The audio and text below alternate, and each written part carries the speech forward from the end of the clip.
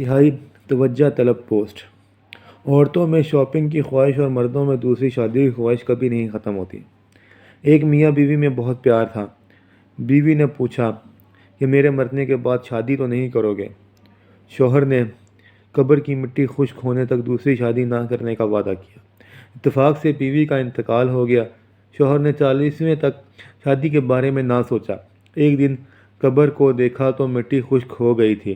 اسی دن شادی کے بارے میں سوچنا شروع کیا، مگر خدا کا کرنا اسی وقت تیز بارش شروع ہو گئی۔ مجبوراً چند دن تک پروگرام کینسل کرنا پڑا۔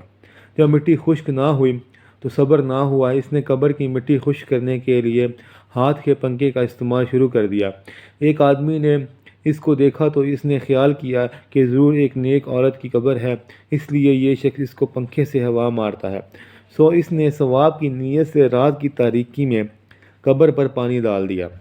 اس کے بعد 1 مہینے تک مسلسل وہ شخص رات کو قبر پر پانی ڈالتا اور عورت کا شوہر دن بھر قبر کو پنکھا مارتا رہتا۔ ایک دن پانی ڈالنے والا شخص نے حوصلہ کر کے خاوند سے پوچھا کہ اس قبر میں کوئی نیک عورت دفن ہے جو آپ پورا دن اس کو پنکھا سے ہوا مارتے رہتے ہیں؟ شوہر نے اپنی بیوی سے کیے گئے وعدے کے بارے میں بتایا اور آخر میں روتے ہوئے بولا، کوئی کمینہ ہے جو روز میری بیوی کی قبر پہ پانی ڈالتا ہے اور قبر کی مٹی خشک ہونے نہیں دیتا۔